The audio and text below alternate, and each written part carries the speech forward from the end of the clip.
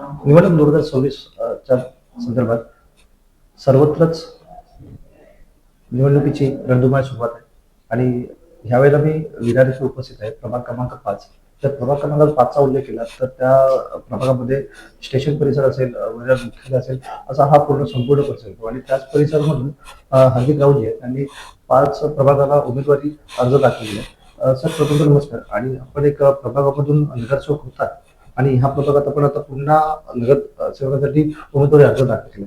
लोकांसमोर काय विजन ठेवून आपण समोर प्रचार करणार आहे सर? बहुजन विकास आघाडी लोकनेते माननीय श्री हितेंद्रजी ठाकूर, प्रथम महापौर राजीवजी पाटील, युवा नेते क्षितिज ठाकूर व प्रथम महिला महापौर प्रवीणाताई ठाकूर यांच्या मार्गदर्शनाखाली बहुजन विकास आघाडीचं जे प्रभाग क्रमांक 5 पॅनल आहे त्याच्यामध्ये आमचे पंकजी ठाकूर साहेब असतील, मी स्वतः हार्दिक राऊत, रीटाबेन सर्वैया आणि ऍडव्होकेट अर्चना नयन जैन असे 4 उच्च विद्याविभूषित आमचे उमेदवार आहेत. त्यामध्ये पंकजी ठाकूर हे 5 श्रम नगरसेवक, सभापती, जीवदानी मंदिर ट्रस्ट उपाध्यक्ष, मुंबई क्रिकेट असोसिएशन उपाध्यक्ष.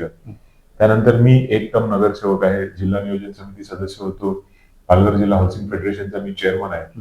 रीटाबेन सर्वैया माजी नगरसेवक एक टर्म आहेत आणि ऍडव्होकेट अर्चना नयन जैन ह्या स्वतः उच्च विद्याविभूषित ऍडव्होकेट आहेत आणि आपल्या विरार पश्चिमेतून एक सर्व ज्ञात नोटरी अशा त्या ऍडव्होकेट आहेत. तर चांगलं आणि समाजाच्या दृष्टिकोनाने बांधिलकी असलेलं असं पॅनल आपण इथे दिलेलं आहे.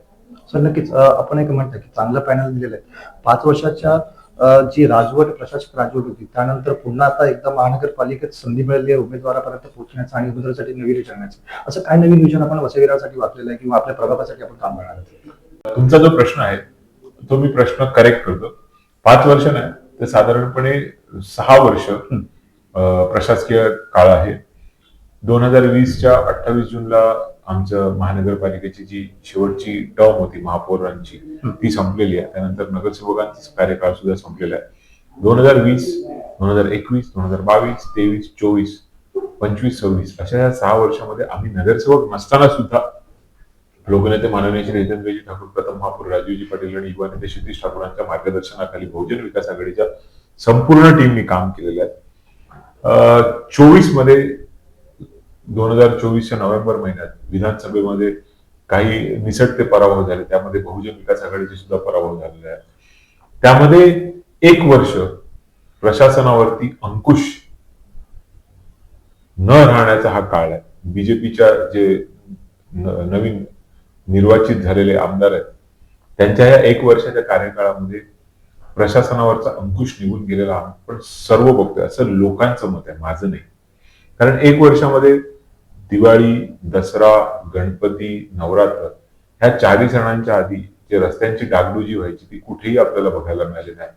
राष्ट्रीय मॅरेथॉन जी आपल्या शहराचं नाव देशाच्या पातळीवर न्यायची, देशातल्या काही निवडक 4 ते 5 राष्ट्रीय मॅरेथॉन आहेत, त्यामध्ये वसई विरार शहर महानगरपालिकेच्या मॅरेथॉनचं नाव होतं, ती सुद्धा कॅन्सल झाली. म्हणजे प्रशासनावर जो अंकुश, त्यावेळेला दिवाळीत रस्ते चांगले व्हायचे, गणपतीत रस्ते चांगले व्हायचे, कितीही पाऊस पडला तरी नवरात्रात रस्ते चांगले व्हायचे, हे आपणच्या आणि नानांच्या टीमचं प्रशासनावर असलेलं अंकुश निघून गेलाय मागच्या 1 वर्षात. आणि ते परत आणण्यासाठी लोकांनी जो भरभरून प्रतिसाद आम्ही प्रचारात फिरतो त्यावेळेला दिलेला की बहुमताने बहुजन विकास आघाडीचे सर्व नगरसेवक निवडून येतील. 115च्या 115 नगरसेवक यावेळेला निवडून येतील. नक्की आपण म्हणतात की परिवर्तन झाले. लोकसभेत एक खासदार मिळाले भारतीय जनता पार्टीला, विधान परिषद 2 आमदार मिळाले, पण कुठे ना कुठेतरी भारतीय जनता पार्टी म्हणजे सत्ताधारी पार्टी अर्थात दावा करते की महापौर त्यांचा असेल. 1990 सालापासून वसई विधानसभा, वसई तालुक्यामध्ये आणि वाडा विधानसभा असे 2 विधानसभा मतदारसंघ आहेत. उत्तर मुंबई आणि डहाणू असे 2 लोकसभा मतदारसंघ आहेत. 2009ला पालघर वेगळं झालं आणि त्याच्या आधी तुम्ही आता म्हणाले त्याप्रमाणे 2009च्या आधी आप्पा हे एकमेव आपले आमदार होते. बाकी आमदार हे त्यांच्याच पक्षाचे होते. विधान परिषदेचे असतील, त्याच्यात शिक्षक मतदारसंघ असेल, त्याच्यात तुमचा पदवीधर मतदारसंघ असेल, वाडा मतदारसंघ असेल.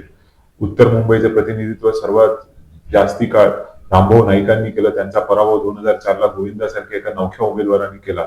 एवढं सर्व होत असताना सुद्धा 4 नगर परिषदा आणि इतर 53 ग्रामपंचायती, ठाणे जिल्हा परिषद, वसई पंचायत समिती ह्याच्यावर निर्विवाद वर्चस्व लोकनेते आप्पांच्या बहुजन विकास आघाडीचं होतं. त्यामुळे त्यांचा हा दावा कुठेतरी फोल ठरतो की आम्ही हे जिंकलं, आम्ही ते जिंकलं, आम्ही तेही जिंकू. त्यावेळेला तुम्ही चुनावी जुमले दाखवले, लोक त्या चुनावी जुमल्याला बळी पडले असेल, पण आता लोक चुनावी जुमल्यांना बळी पडणार नाही. आणि हा दावा लोकांनी फोल ठरवणार आहेत. हे 15 तारखेला तुम्हाला त्यांच्या आशीर्वाद रूपी जी मतं बहुजन विकास आघाडीच्या सर्व नगरसेवकांना मिळणार आहे त्यातून दिसून येईल. कॅमेरा पर्सन धीरज सह, मी निलेश महाडिक, वसई.